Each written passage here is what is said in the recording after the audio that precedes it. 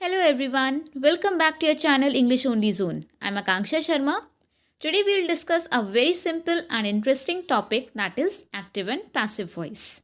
But before I begin with today's topic, I would like to request you to click on the subscribe button and press on the bell icon given there so that you may get the notification as soon as a new video gets uploaded. And if you have already done it, well and good. But do ask your friends also to do it. Well, now let's start with today's lesson, active and passive voice. Trust me students, it's not that boring as it seems to you. But it is very important for you to stick to the video till the very end so that you may not miss any tricks if there. So if you remember how we have studied direct and indirect speech, that is tense wise, we will study active and passive voice also in the same way so that it may seem easy for you to understand it. Let's get started.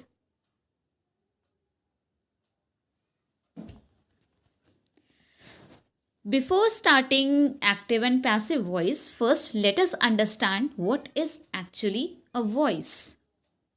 Voice is a form of verb which tells us how the subject is working or how much priority we are giving to the object.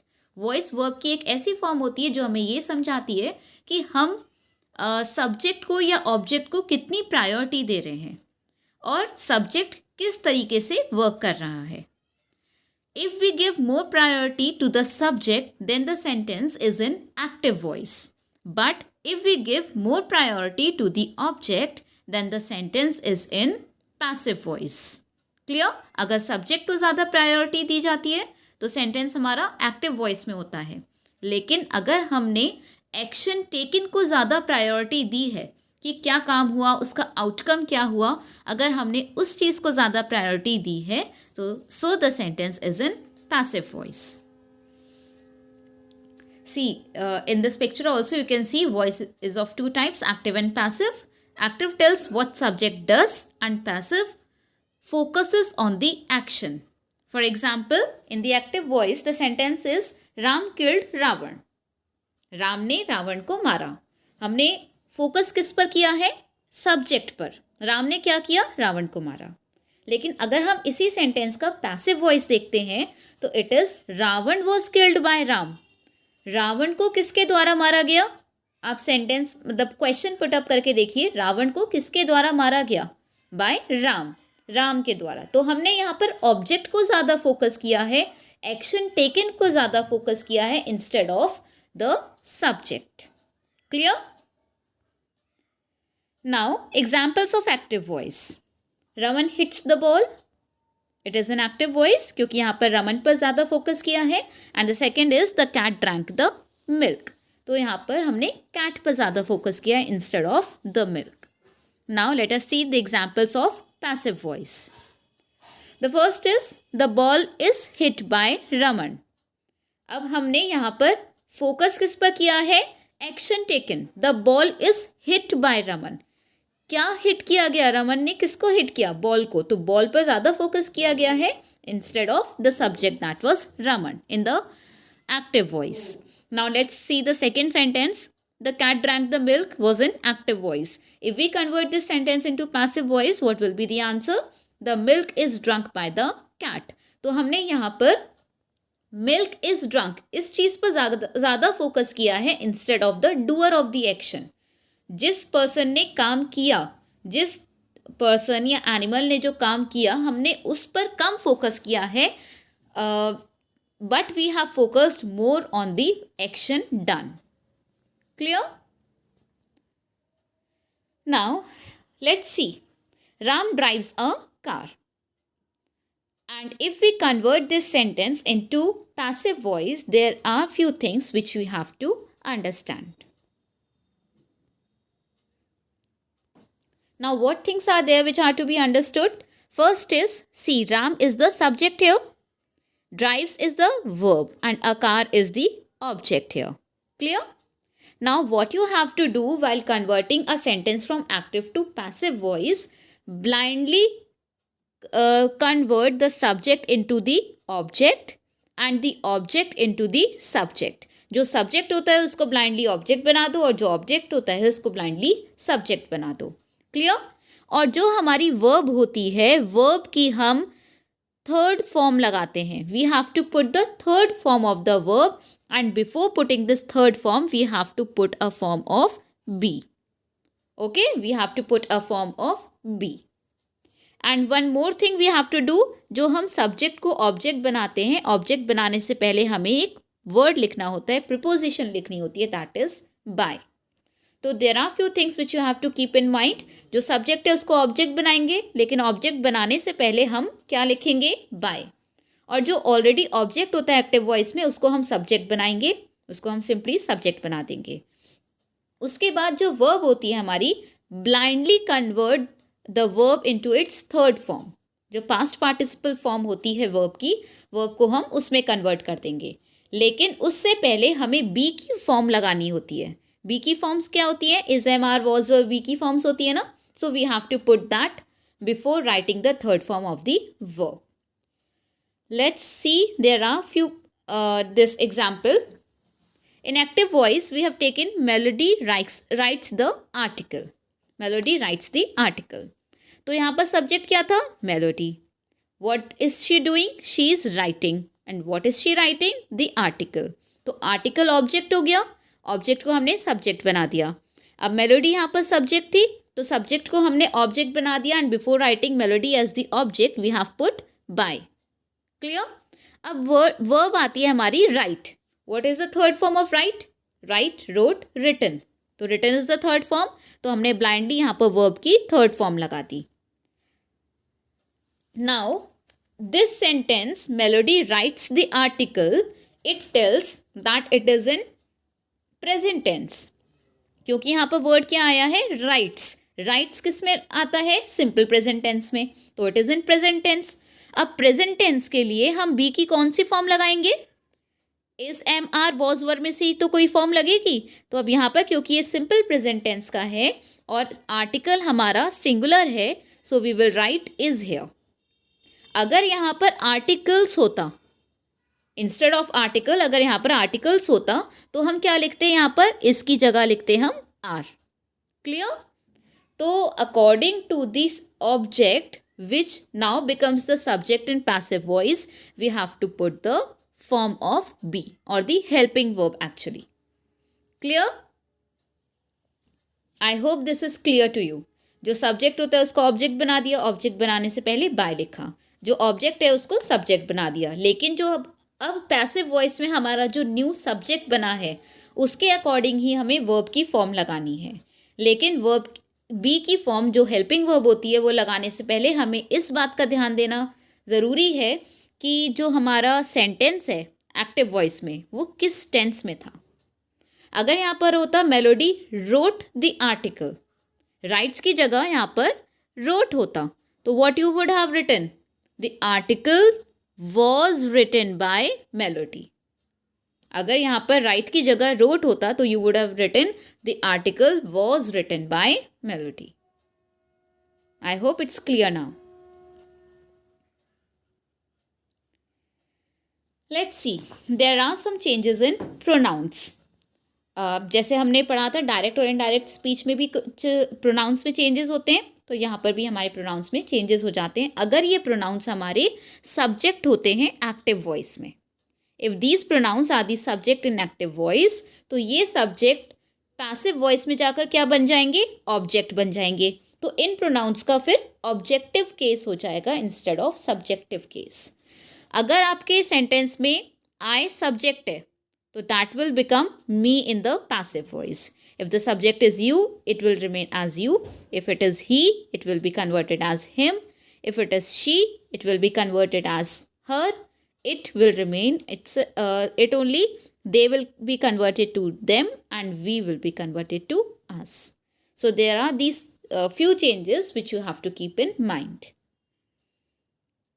जो subject होते हैं, ये pronounce जो हैं हमारे active voice के subjects हैं, तो ये सब्जेक्ट जब हम पैसिव वॉइस में लिखेंगे तो क्या बन जाएंगे? ये ऑब्जेक्ट बन जाएंगे। तो ऑब्जेक्ट बनने के बाद इनका केस तो चेंज हो जाएगा ना, सब्जेक्टिव केस से ये ऑब्जेक्टिव केस में आ जाएंगे। आई को हम मी बोलेंगे, ही को हिम, और शी का हम हर कर देंगे. Now there are some changes in prepositions used. अभी मैंने आपको बताया था कि before writing the object in the passive voice you have to use a preposition that is by. But as we know, grammar is full of exceptions. Here also there are few exceptions. And what are these exceptions now? अगर verb, जो हम verb लिखते हैं, अगर verb आपकी इनमें से कोई एक verb है तो आपको verb के बाद जो आप ये preposition लिखते हैं by, वो नहीं लिखना है, आपको इनमें से prepositions लिखने हैं. If the verb is known, so you have to write the preposition to. I'll give you an example. The sentence is, they do not know us. They do not know us. Clear? Now you have to convert it into passive voice. अब us का क्या हो जाएगा? We हो जाएगा, है ना? We. अब we के साथ क्या आएगा? is am are में से do not से पता चल रहा है कि present tense में, तो we are not known. We are not known. अब नोन के बाद बाय देम नहीं आएगा. We are not known to them आता है. नोन के बाद बाय नहीं लगाते. For example, one more example I give you. It's a very simple sentence. I know you. मैं आपको जानती हूँ. I know you. You are known by me नहीं आएगा. You are known to me आएगा. क्लियर? तो नोन के साथ हम टू लगाते हैं.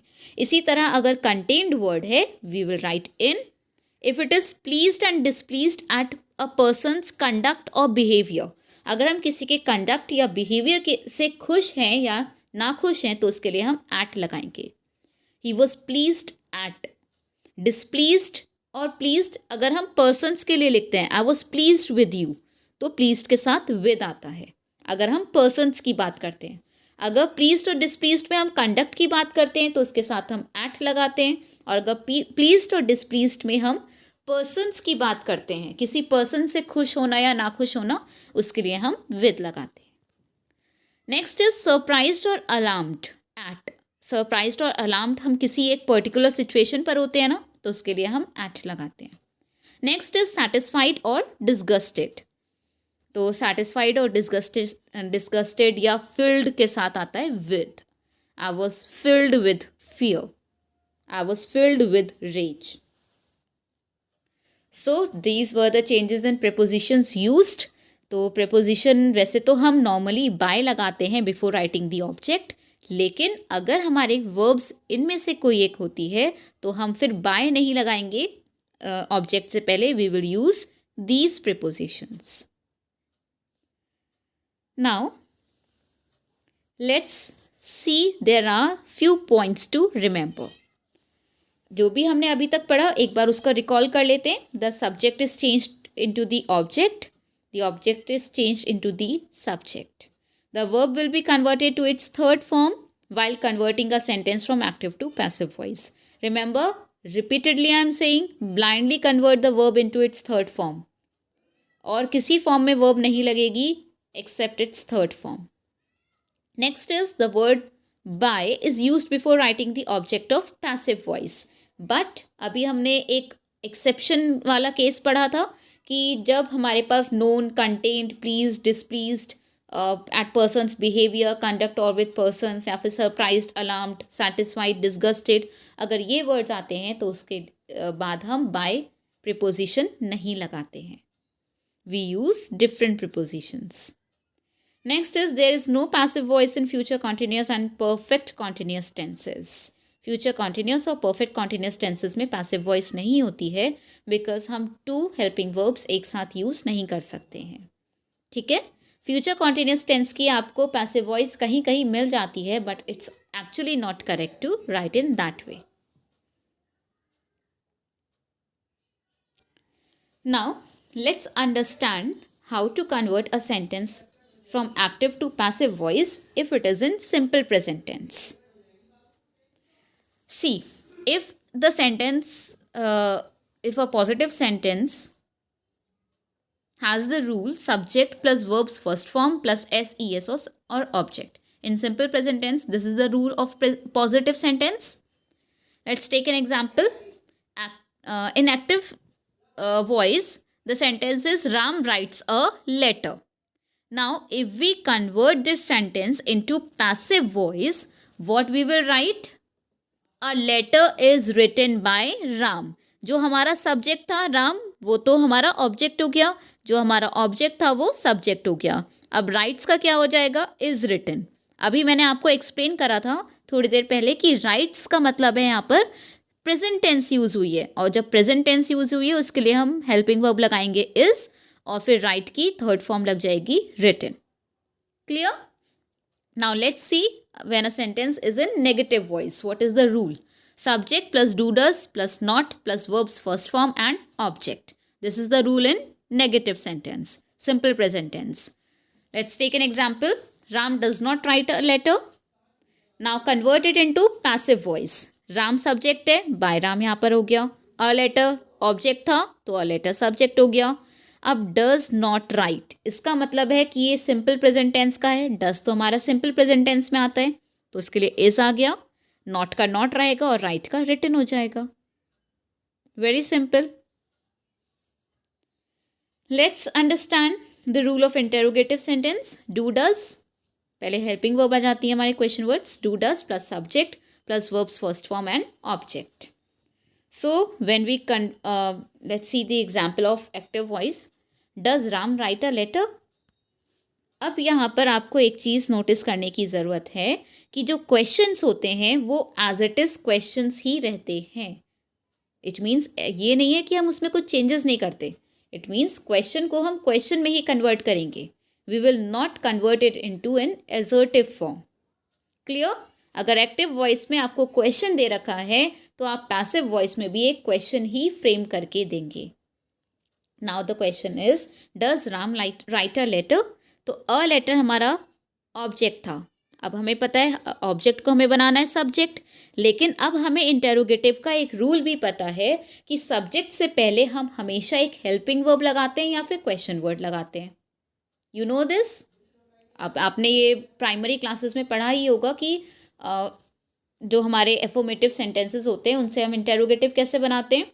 सब्जेक्ट आता है लेकिन उससे पहले एक हेल्पिंग वर्ब आ जाती है. तो अ लेटर के साथ हेल्पिंग वर्ब क्या आएगी? इज आएगी. Is a letter. राइट का रिटन हो जाएगा थर्ड फॉर्म और राम का हो जाएगा by Ram. Clear? Now next is present continuous tense. The rule of positive sentences subject plus SMR plus verbs first form plus ing and object. Simple. Example of active voice, a sentence of active voice is Ram is writing a letter.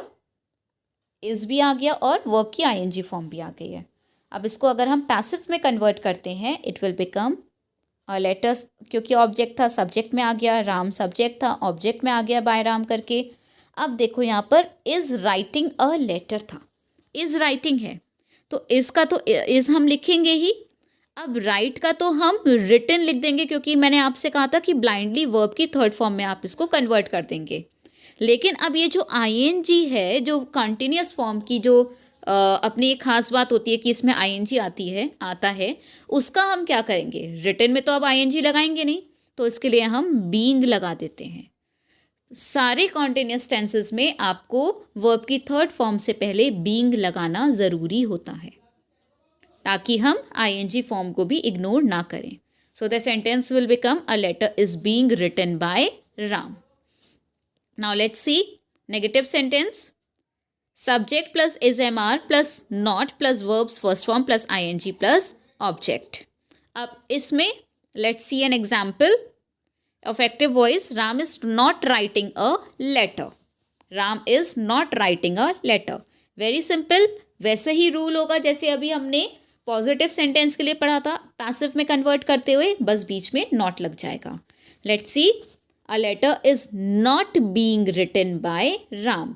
जब हमारे पास to helping verbs होती हैं इस तरह not और being, तो is और being, तो उससे पहले हम नॉट लगा देते हैं, बीच में हम नॉट लगाएंगे. Now next is interrogative sentence. Is MR plus subject plus verbs first form plus ing and object. Is am are helping verb हमारी पहले आ जाती है, अभी हमने पीछे डिस्कस किया था.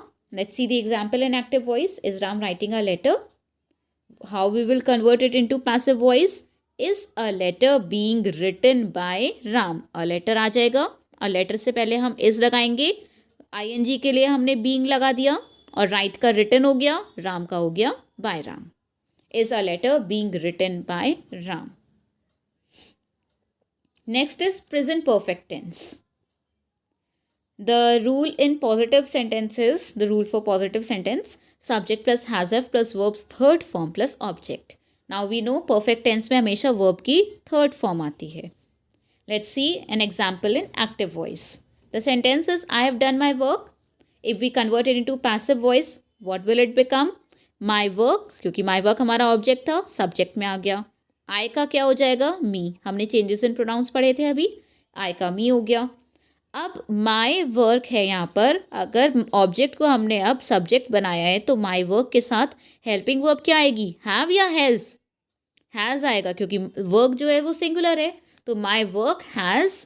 अब यहाँ पर हम बीन लगाते हैं. रिमेंबर, जो हमारी कॉन्टिन्यूस टेंस होती है उसमें हम बीइंग लगाते हैं आईएनजी फॉर्म, और जो हमारी परफेक्ट टेंस होती है उसमें हम बीन लगाते हैं और उसके साथ वर्ब की third form.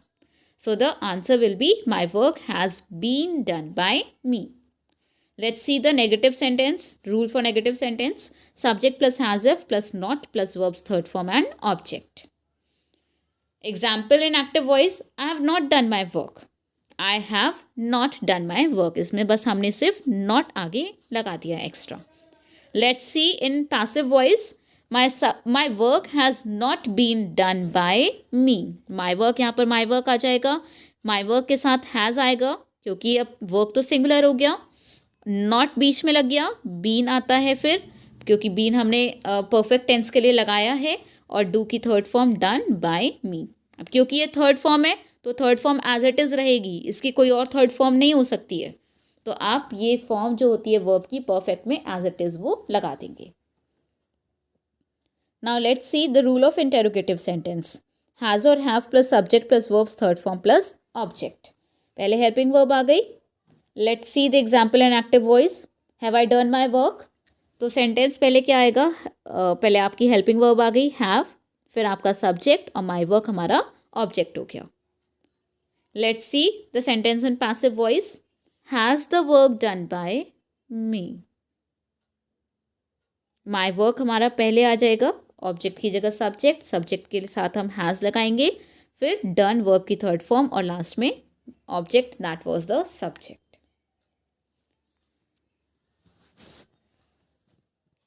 Now let's move on to simple past tense.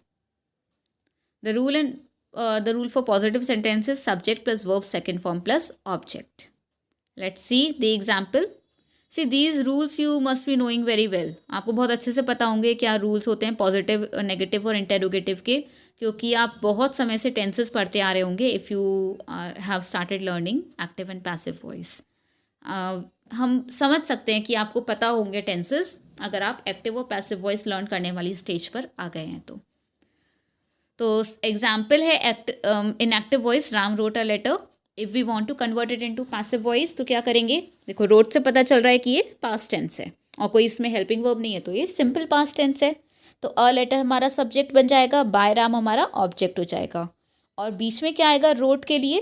B की कौन सी फॉर्म आएगी? Is am are was were में से was. A letter was, wrote की थर्ड फॉर्म, फिर वर्ब की क्योंकि थर्ड फॉर्म लगानी होती है.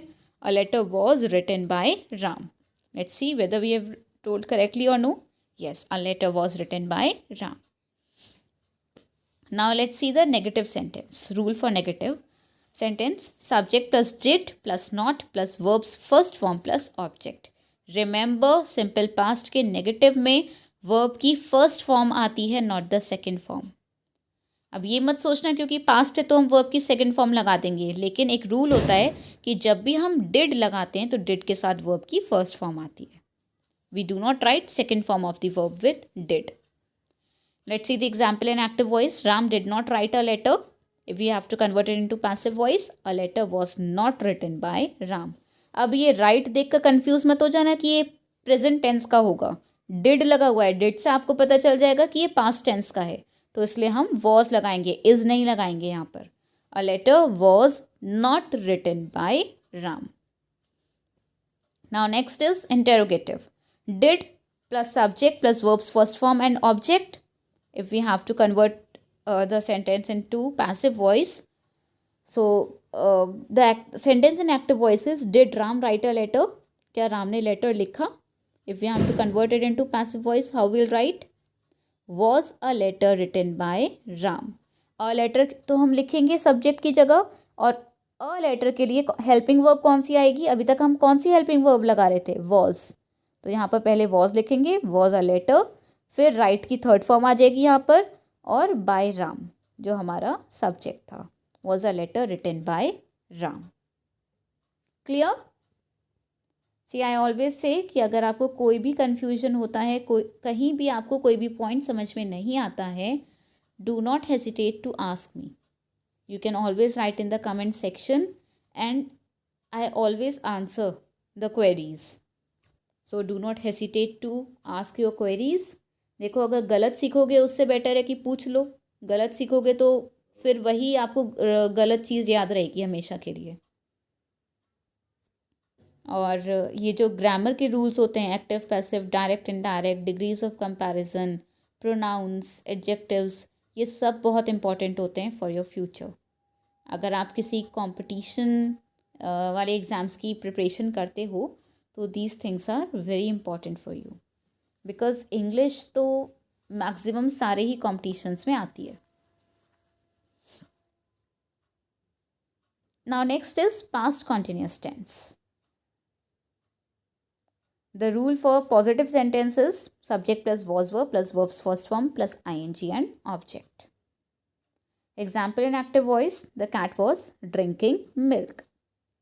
पास्ट में कॉन्टिन्यूस वर्क हो रहा था, the cat was drinking milk. Now you have to convert it into passive voice. क्या आएगा? Milk was being drunk by the cat. अब देखो, आईएनजी था तो आईएनजी के लिए हमने बीइंग लगा दिया. वॉज है तो वॉज का वॉज रहेगा क्योंकि यहाँ पर पास्ट टेंस है. मिल्क है तो पहले मिल्क वॉज बीइंग, अब ड्रिंक की थर्ड फॉर्म आ जाएगी drunk by the cat. Let's see the negative sentence. Subject plus was verb plus not plus verbs first form plus ing plus object. This is the rule for past continuous tense. Let's see the example in active voice. The cat was not drinking milk. अब इसी चीज़ को हम passive में convert करेंगे तो जो हमने positive वाला सेंटेंस बनाया था उसी को देखो. Milk was not being drunk by the cat. Milk was not being drunk by the cat. Drink, drank, drunk, तो ड्रिंक की थर्ड फॉर्म ड्रंक हो जाती है. Next in interrogative, the rule is was verb plus subject plus verbs first form plus ING and object. Was verb पहले आएगा, फिर subject, फिर verb की first form ING and object आता है. अब अगर हम एक्टिव वॉइस का सेंटेंस देखते हैं, was the cat drinking milk. If we convert it into passive voice, was the milk being drunk by the cat.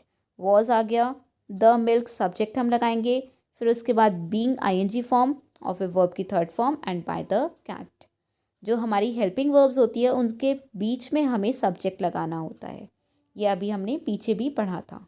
दो हेल्पिंग वर्ब्स के बीच में हम सब्जेक्ट लगाते हैं. Clear? Was being the milk गलत हो जाएगा क्योंकि वॉज और बीइंग दोनों एक साथ नहीं आएंगे, बीच में हमें सब्जेक्ट लगाना होता है. Was the milk being drunk by the cat. Let's see past perfect tense. The rule for positive sentence is subject plus had plus verbs third form and object. Present perfect में तो has और have दोनों आते हैं, लेकिन past perfect में सिर्फ had आता है और verb की third form तो आती है perfect में. See the example in active voice. I had done my work. If we have to convert it into passive voice, what we will write? My work had been done by me. देखो, अगर आपको present tense के समझ में आ गए हैं तो आप पास्ट और फ्यूचर भी बहुत आसानी से कर लोगे. प्रेजेंट के कॉन्टिन्यूस में आईएनजी हमने लगाना सीखा था बीइंग, वही पास्ट कॉन्टिन्यूस में होगा. अब प्रेजेंट परफेक्ट में हमने सीखा था कि बीन लगाना है हमें वर्ब की थर्ड फॉर्म से पहले, तो वही हमारा पास्ट परफेक्ट में भी होगा, बस हैज़ हैव का हैड हो जाएगा. My work had been done by me, और डन तो डन रहेगा क्योंकि वर्ब की थर्ड फॉर्म है ये. Next, the rule for negative sentence, subject plus had plus not plus verbs third form and object. Now the sentence in active voice, I had not done my work. मैंने अपना काम नहीं किया था, मैं अपना काम नहीं कर चुकी थी. तो अगर हम इसको पैसिव वॉइस में कन्वर्ट करते हैं तो क्या आएगा, my work had not been done by me. My work had not been done by me. Let's see whether we have told correctly or no. Yes, it was correct. Now interrogative sentence, rule for interrogative sentences, had plus subject plus verbs third form and object. तो अब इसका question देख लेते हैं. Had Ram done the work? क्या राम ने काम कर लिया था? Let's convert it into passive voice. Had the work been done by Ram? Had the work been done by Ram? अभी हमने पढ़ा था कि दो वर्ब्स हम एक साथ नहीं लगाएंगे. हैड और बीन को एक साथ नहीं लगाएंगे, बीच में क्या आएगा, हमारा सब्जेक्ट आएगा. तो हैड और बीन के बीच में हमने सब्जेक्ट लगाया द वर्क, और बाद में हमने अपना सेंटेंस कंप्लीट कर लिया. Remember to put a question mark in interrogative sentences. What most of the students do, they frame the sentences properly but they forget to put the question mark. Do not do these silly mistakes to lose marks. Now let's come to simple future tense. See, हमने present perfect continuous और past perfect continuous इसलिए नहीं करा क्योंकि perfect continuous की कोई passive voice नहीं होती है. This we have already discussed in points to remember. The rule for positive sentence in simple future tense is subject plus will shall plus verbs first form and object. Example in active voices, I will do the work. मैं काम करूँगी. I will do the work. It is my determination. Let's convert it into passive voice. The work will be done by me. अब will तो आएगा क्योंकि future का tense है, और बी की हम बी ही फॉर्म रहने देंगे, और फिर डू की थर्ड फॉर्म लग जाएगी done. Clear? The work will be done by me. Will तो हमने इसलिए लगाया क्योंकि ये फ्यूचर टेंस का सेंटेंस है, और बी की हम बी ही फॉर्म रखेंगे, और डू की थर्ड फॉर्म लग जाएगी डन, और आई कन्वर्ट किस में हो जाएगा, मी में. Let's see the rule for negative sentence, subject plus will shall plus not plus verbs first form and object. The sentence in active voices, I will not do the work. तो not लगाना है बस हमें extra. पहले क्या हम लिखेंगे, हम the work will not be done by me. The work will not be done by me. Let's check whether we have told the sentence correctly or no. Yes, the sentence was correct. The work will not be done by me. Let's come to interrogative. Will shall plus subject plus verbs first form and object is the rule for interrogative sentence in simple future tense. Let's see an example of active voice. Will I do the work? Will I do the work? Now, can you convert yourself this sentence into passive voice? Can you convert yourself this sentence into the passive voice? I'm just giving you a minute. Quickly convert it into passive voice, and then you can check whether you have written correctly or no.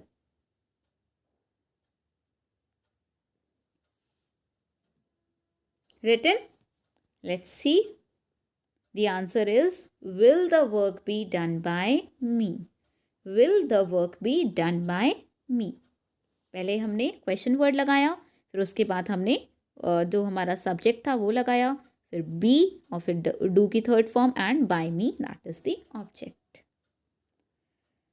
Let's move on to future perfect tense. Future continuous tense को भी हम convert नहीं करते हैं passive voice में. आपको कहीं कहीं मिल जाएगा कन्वर्ट करा हुआ फ्यूचर कॉन्टिन्यूस भी पैसिव वॉइस में, but actually that's not grammatically correct. Let's see the sentence, the rule of the sentence in positive. अच्छा, if the sentence is positive, subject plus will shall plus have plus verbs third form and object. Will shall have और verb की third form तो आती है क्योंकि ये perfect tense है. Future है तो विल और शैल आएगा, और परफेक्ट है तो have. We do not have has here. Will shell के साथ हैज़ नहीं आता, सिर्फ हैव आता है. Let's see a sentence in active voice. He will have completed the work. He will have completed the work. अब हम इसको कन्वर्ट करेंगे तो पहले क्या आएगा, द वर्क. विल हैव का विल हैव रहेगा. अब हमने पढ़ा था परफेक्ट में हम क्या लगाते हैं, कॉन्टिन्यूस में हम बीइंग लगाते हैं और परफेक्ट में हम बीन लगाते हैं. The work will have been completed by. ही का क्या हो जाएगा, हमने चेंजेस इन प्रोनाउंस में पढ़ा था. ही को हम किस में कन्वर्ट करेंगे, हिम में. Let's see, the work will have been completed by him. Now let's see the sentence, the rule for the sentence in if a sentence is negative. Subject plus will shall plus not have plus verbs third form and object. Example, he will not have completed the work. Now convert it into passive voice. The work will not have been completed by him. The work will not have been completed by him. Now interrogative sentence, will shall plus subject plus have plus verbs third form and object. Helping verb हमारी पहले आ जाती है interrogative में. Let's see an example in active voice. Will he have completed the work? Convert it into passive voice. Will the work have been completed by him? Oh, a question mark will come, not a full stop. Will the work have been completed by him? Clear? Okay, before moving on to the exercises, let's see something. I have to tell you something. There are, you must be knowing that verbs are divided into two types, transitive verbs and intransitive verbs. तो जो हमारे transitive verbs होती हैं, सिर्फ उन्हीं के वाले sentences को हम पैसिव वॉइस में कन्वर्ट करते हैं. If a sentence contain a transitive verb, then only we can convert that sentence into passive voice. और अगर sentence में intransitive verb होती है, that is transitive verb नहीं होती है, तो हम उसको passive voice में convert नहीं कर सकते हैं. It means the subject, the sentence which have an object. Only those sentences can be converted into passive voice.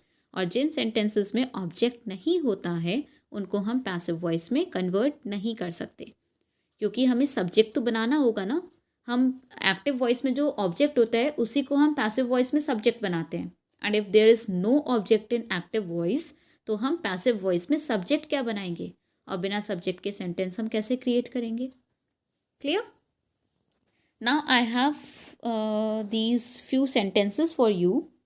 You have to convert these sentences into passive voice. Raman hit the ball.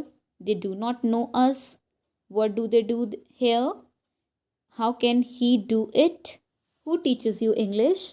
My brother met me on the way. The police arrested the thief. Ravi has posted the letter. The principal forced him to resign. Shakespeare wrote The Merchant of Venice. These are 10 sentences which you have to convert into passive voice. First convert these sentences into passive voice and then only move to the further part of the video in which I have given the answers. Okay? Do not cheat. It will be for your benefit only if you will not cheat. If you want to note these sentences in your notebook, you can pause the video and note these sentences in your notebook and then solve them, and after solving check the answers in the exercises.